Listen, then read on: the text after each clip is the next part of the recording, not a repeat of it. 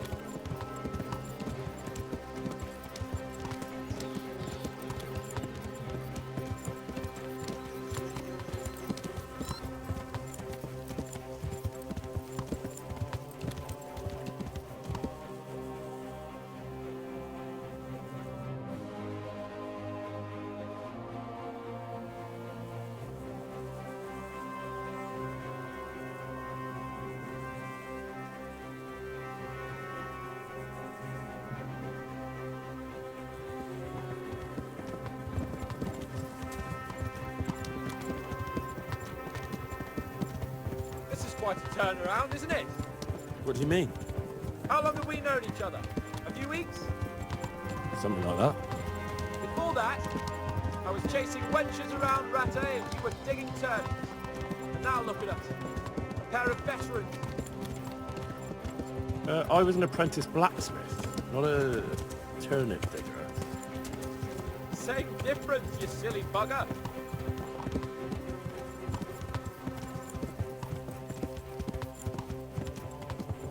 The way you found Tom, sneaking into Brannick all on your own, well, what I mean is, hats off to you, Hal. You wouldn't catch me doing that. Truth is, I didn't think much about it. I just felt I had to do it.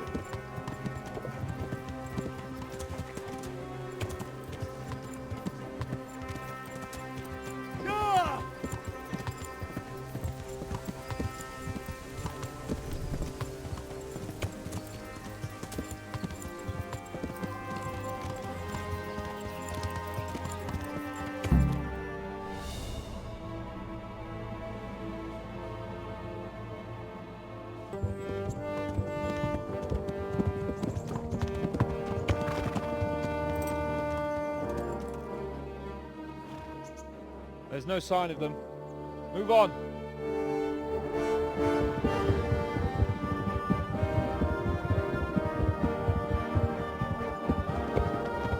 There!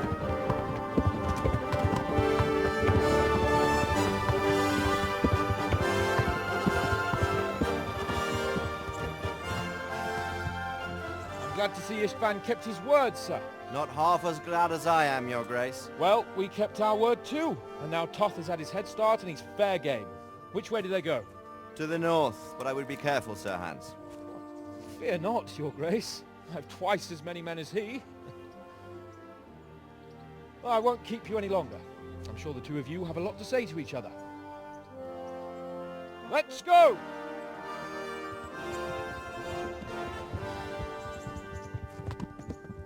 You all right, Father? I am. They treated me quite decently. Although they did steal my horse, so I'll have to go back on foot.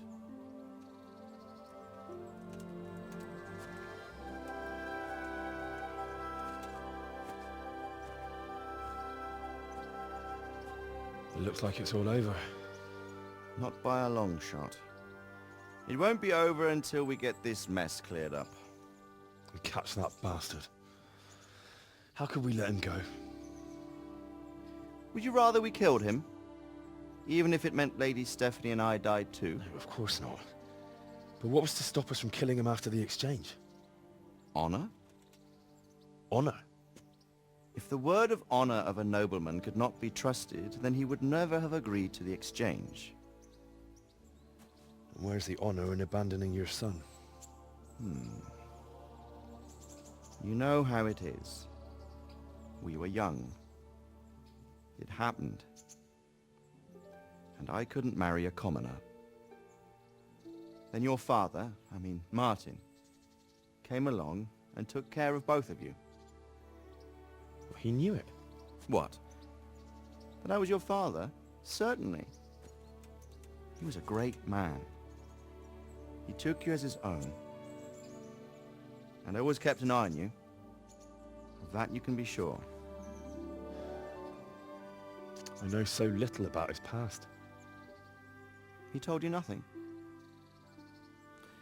Oddly enough, even though you don't have his blood, you're very like him. When he was around your age, he became bored of his trade and set out to see the world. He lived through many adventures, even fought in a war. In a war? Yes, in Poland, I believe. And I don't think he cared much for it. That's why he wanted me to stay at home. He spent some time in Prague, then settled in Kuttenberg. But it seems he quarreled with someone there and finally ended up here. You know the rest. I loved him, but even so, I somehow always had a feeling I didn't quite fit in. It was in your blood, I suppose.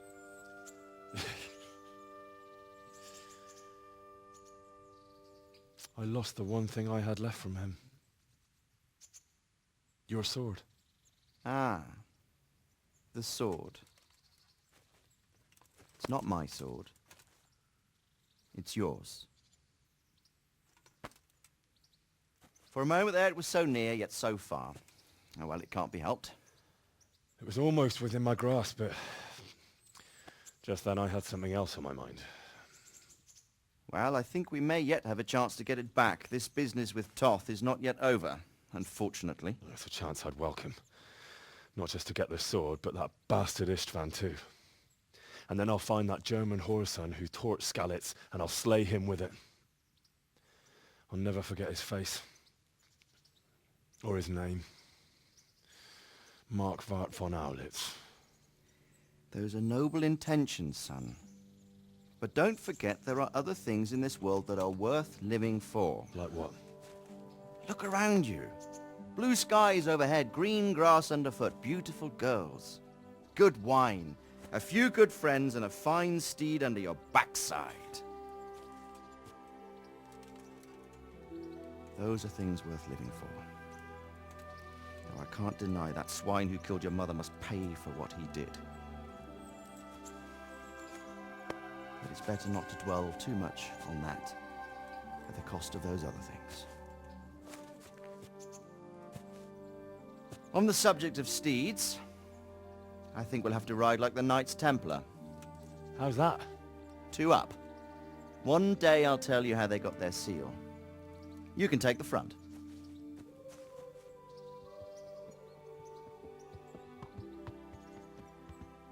It's like I always imagined it would be, teaching my boy to ride. Although it would be better if you were a little smaller. My word, it's all go today, isn't it? I wonder who this is. I think I know. It's Margrave Jobst. The king's cousin? I wonder what he wants. I guess we'll find out soon enough.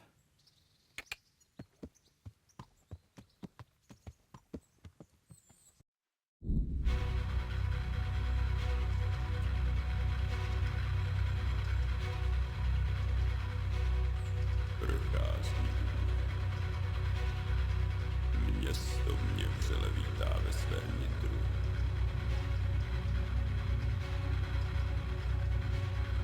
Nemusím nic skrývat. Zde nejsem ničím.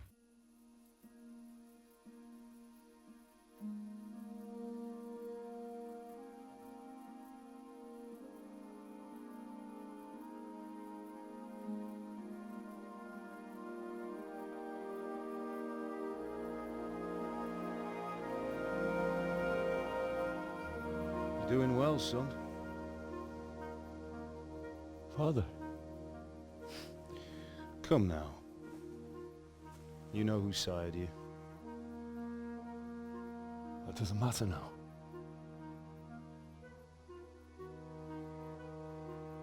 I miss you and Ma. I miss you very much. You'll be fine. We're proud of you. For what? I let you down. I lost the sword. I let that bastard get away. Don't be so hard on yourself. There was nothing you could have done to save us. And someone has to live and carry the torch. As for the sword, it's just a thing. You didn't want me fighting. Now look at me. Standing up to evil isn't the same as sowing its seeds. You did what was right.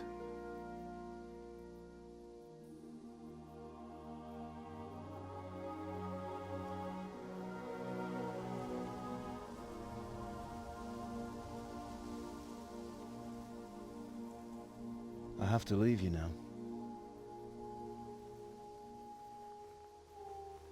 Oh, please. You know I can't stay.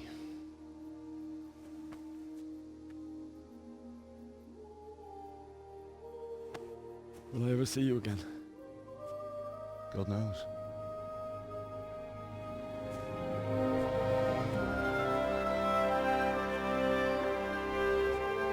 Make her proud. Don't go.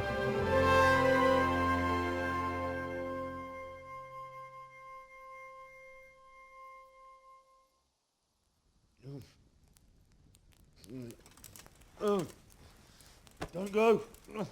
No. What on earth were you dreaming about? I couldn't wake you, and it's well past dawn. Sir Radzig wants you at the upper castle. The lords are in council with Jobst. Right. I'll go straight away.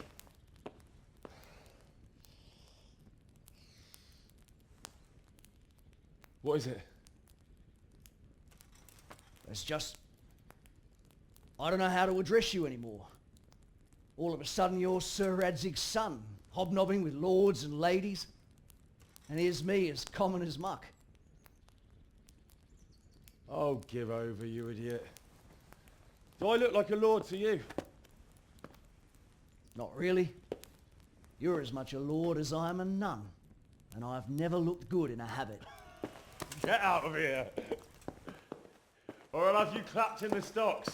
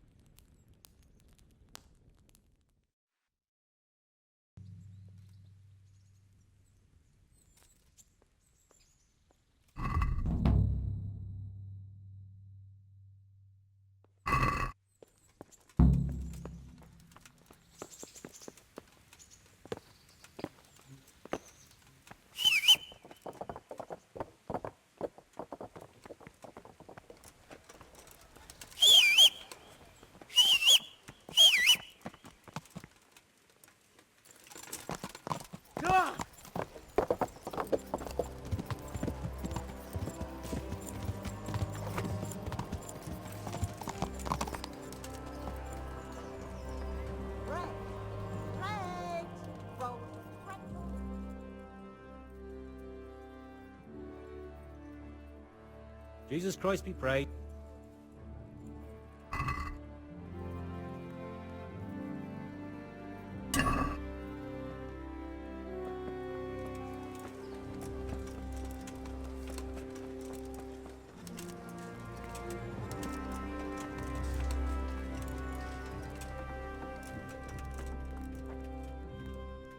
I'm at your...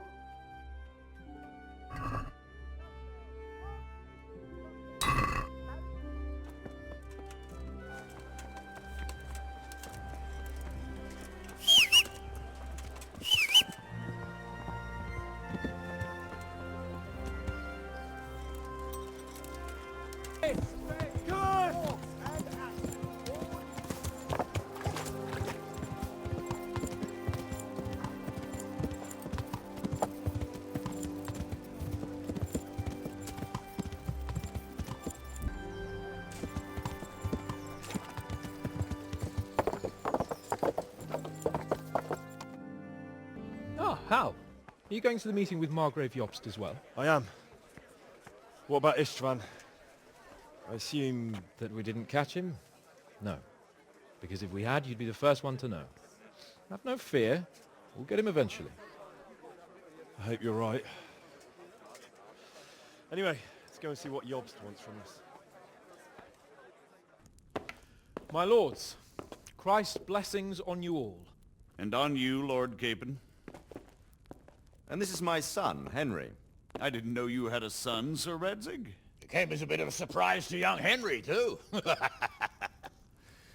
This gentleman here is John II of Liechtenstein, a member of my council. I'm honored, gentlemen. Come join us. Margrave Jobst was just about to tell us the reason for his visit. Your Grace? I'm sure we're all agreed, Your Graces, that all this unrest must come to an end. This kingdom needs a king. Question is, which king? My cousin, Wenceslas IV, who is being held in captivity. I have to confess, my lord, that your answer surprises me a little. If I'm correctly informed, until recently you sided with your other cousin, Sigismund. That I cannot deny, and I have always stated my position plainly. But times have changed. How have they changed, Your Grace? Sir, there is one thing on which we undoubtedly concur, that King Wenceslas, unfortunately, did not inherit his father's gift for governing. Sadly, his failures have cost Bohemia, the nobles, and our whole Luxembourg family a great deal of money and effort. How did the king let it go so far, damn it? It's in his temperament. He cares only for wine, women, and the hunt. A king, in fact, who never wanted to be king. Then why didn't he just let his brother have the crown? Young sir, the crown weighs heavy when there are duties to be performed, but to surrender it means giving up great privileges too. But he did surrender power to his brother. When things started getting out of hand, Wenceslas appealed to Sigismund for help in restoring order. What, you're saying Wenceslas invited him here? This is starting to make my head spin. Actually, it makes sense when you think about it. Sigismund wanted to re-establish the power of the whole House of Luxembourg. He thought if he helped Wenceslas win the imperial crown, in return his brother would help him become the king of the Romans, and leave the actual reign of Bohemia and the empire to him. Sigismund would govern, while Wenceslas could carry on doing what he was best at, enjoying the life of the imperial court. Why wasn't Wenceslas crowned Holy Roman Emperor long ago? He was already elected king of the Romans. All he had to do was go and let the Pope put the damn imperial crown on his head. Who knows? Maybe he'd prefer hunting and consorting with bathhouse wenches to spending time with the Pope. Well, so would I must admit. Sigismund's plan seemed sound enough, but it didn't quite work out, did it? It worked for a while. He and his brother reached an agreement. Sigismund took over administration of the kingdom and began planning Wenceslas's journey to Rome for the imperial coronation. But then Wenceslas realized he would just be a puppet with a crown. I must say, Margrave Jobst, Wenceslas and Prokop behave rather like naughty children in need of a good clout about the ears. Sigismund would agree. He was already planning his rule of Bohemia, and all of a sudden, the rug was pulled from under him. I'd say he lost his patience and decided he'd drag Wenceslas to the coronation kicking and screaming if he had to. Just like a naughty child, as you say. So he abducted him and your brother Prokop too, if I heard correctly. Correct. And you helped him do it, if I heard correctly. Yes, your graces, it's true. I was there when Sigismund abducted Prokop. I thought everything could somehow be settled, that we could make my brother see sense. But Sigismund just wanted to put an end to the dispute once and for all, whatever the cost. There was nothing I could do to stop him. And that's one of the reasons why I'm here. The worst of it is that it was all for nothing. Instead of putting a stop to the revolt, it escalated it, and the result is this chaos we have today. That's true enough, sir. But I must admit now, I'm not sure what your position is. The king is incompetent, but we must protect him? The simple truth, gentlemen, is that for all of Wenceslas's faults, we have no one else. So we'll have to make do with his idleness. People like him, though.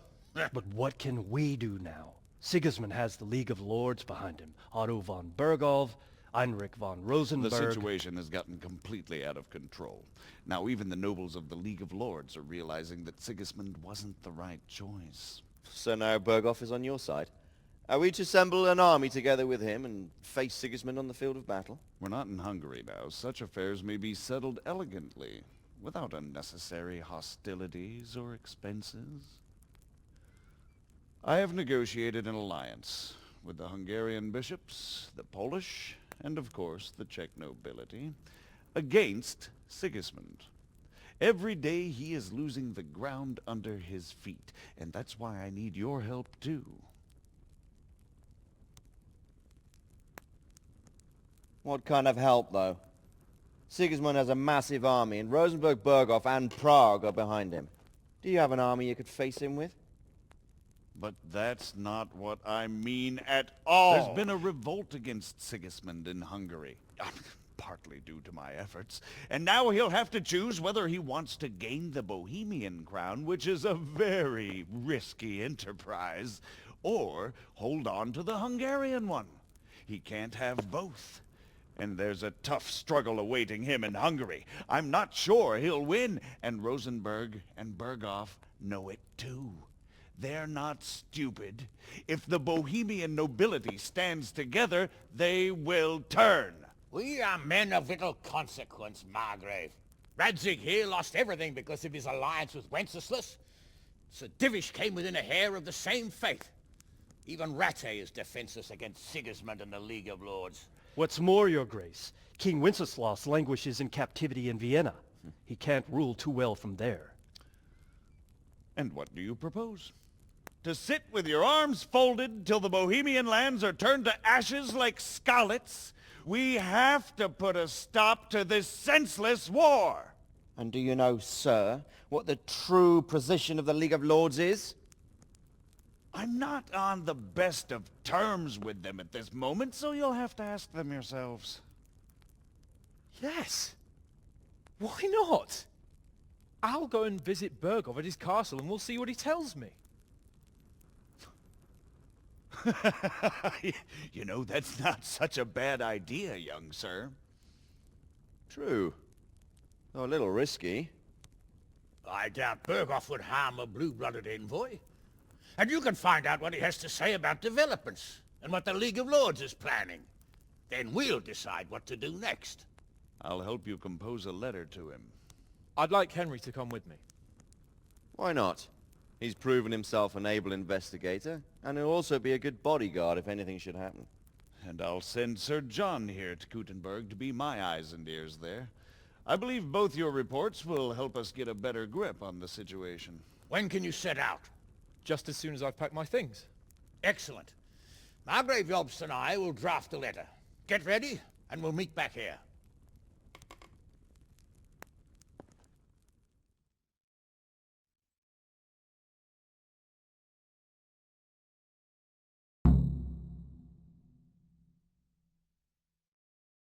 It would be best to write it in your name as Lord of Lipa. Quite so, Margrave.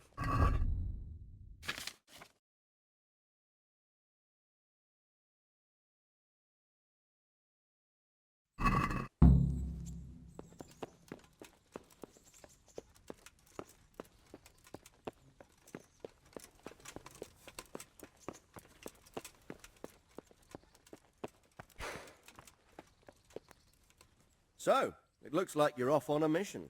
Yes, I can't wait. I don't want to dampen your spirits, my boy, but watch out. These are evil times, and who knows what can happen along the way. Not to mention that Berghof is no saint. Don't worry.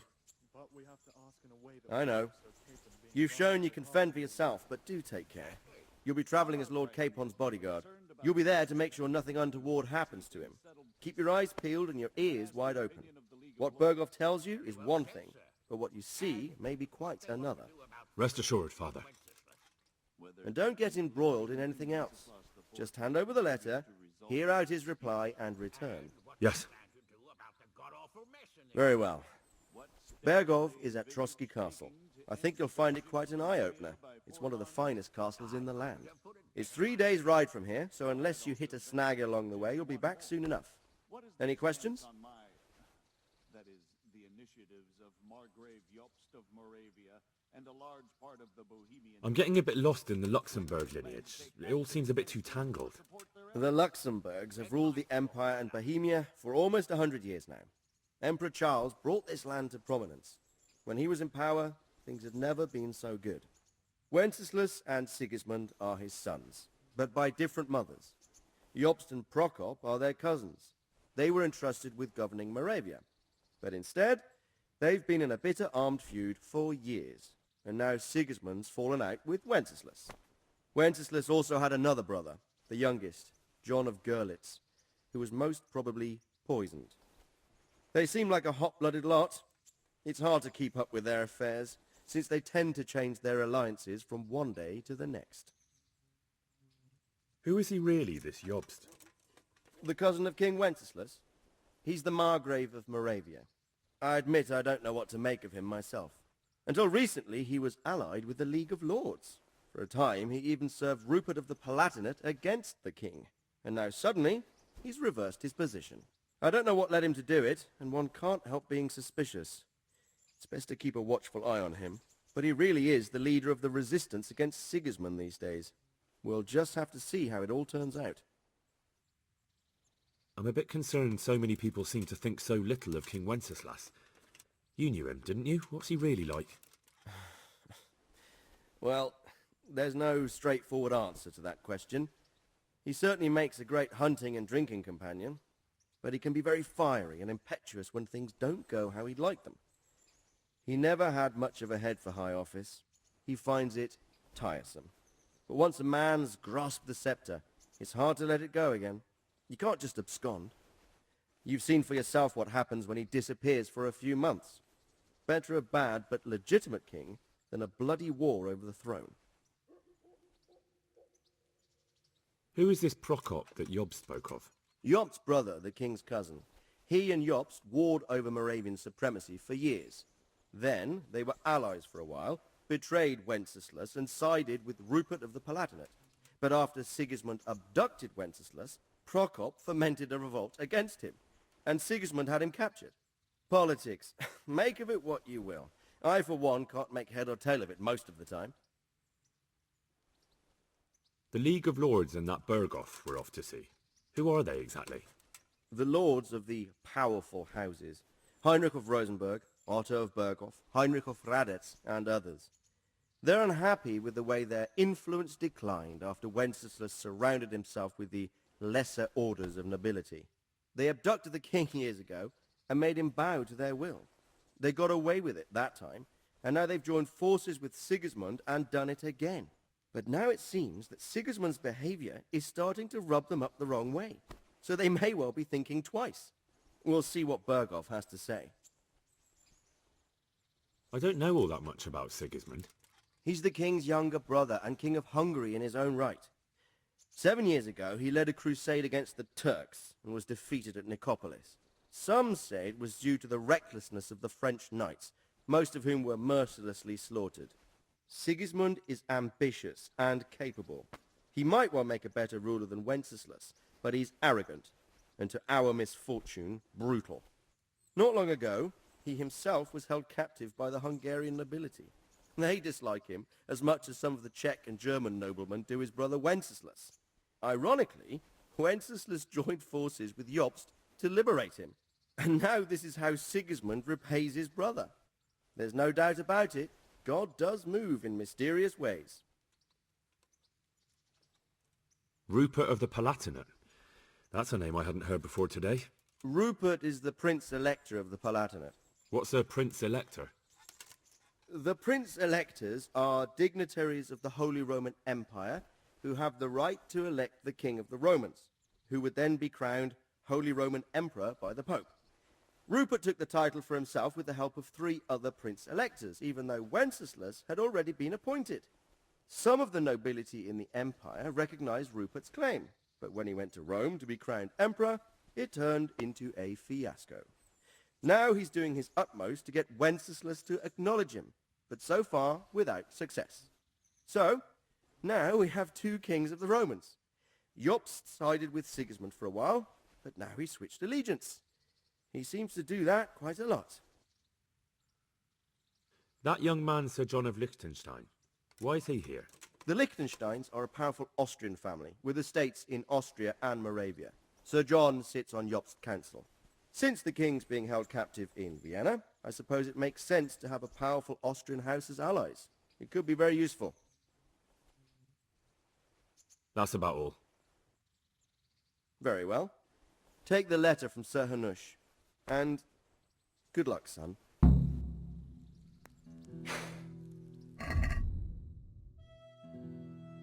I think I don't know what to think. That makes two of us. If I didn't know anything about Jobst, I'd say he's right and absolutely truthful.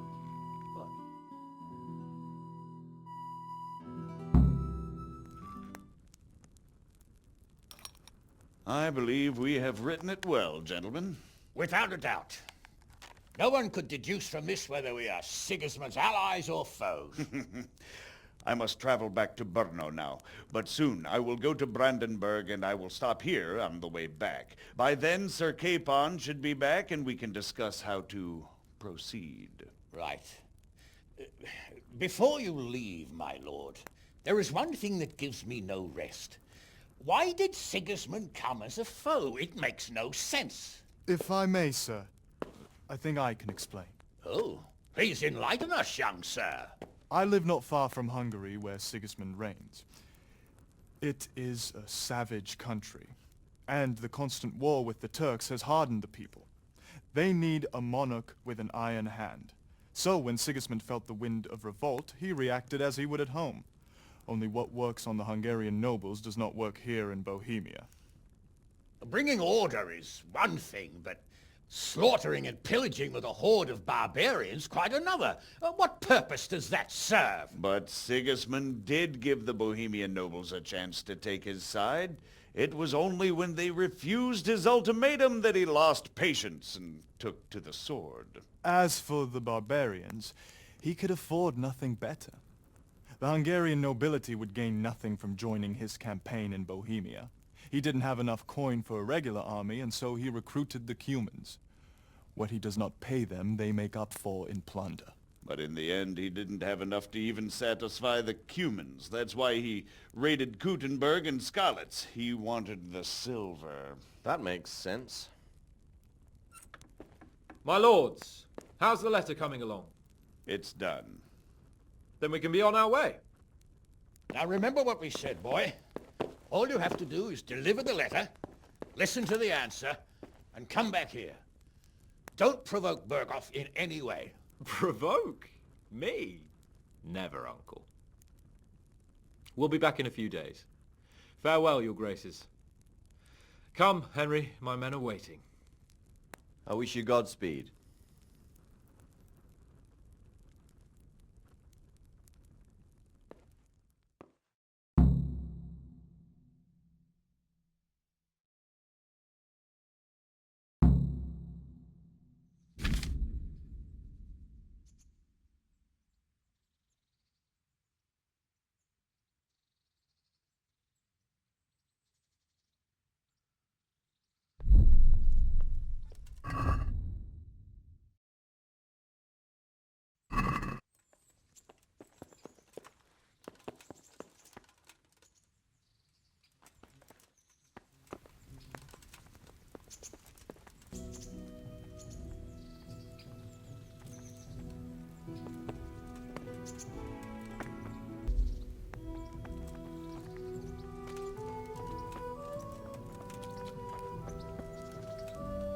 So, can we set off now, Henry? Of course. I can't wait. So, to horse! The Lord of Berghoff is bound to be waiting us eagerly.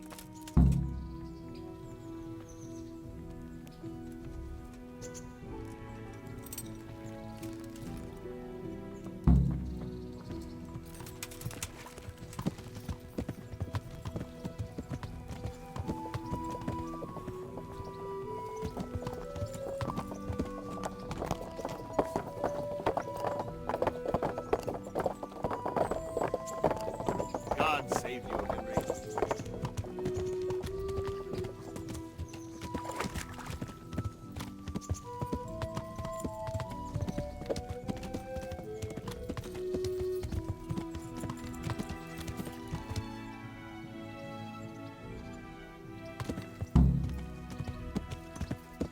Yeah!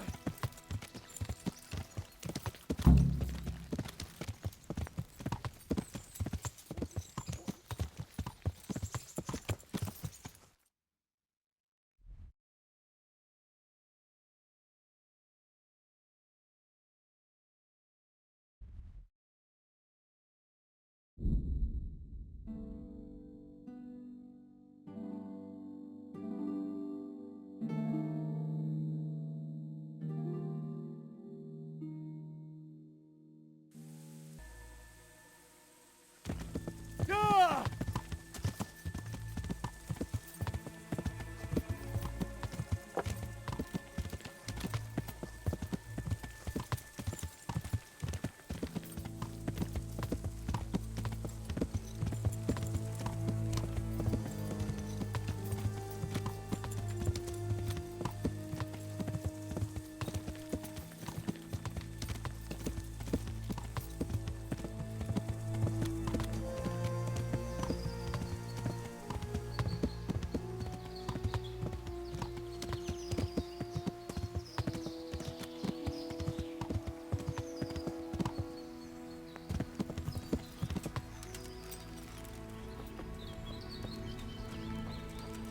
Good day, Henry.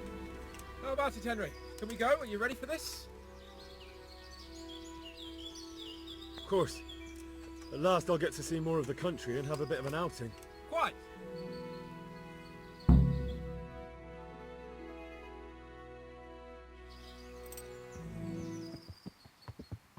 Let's get to it then.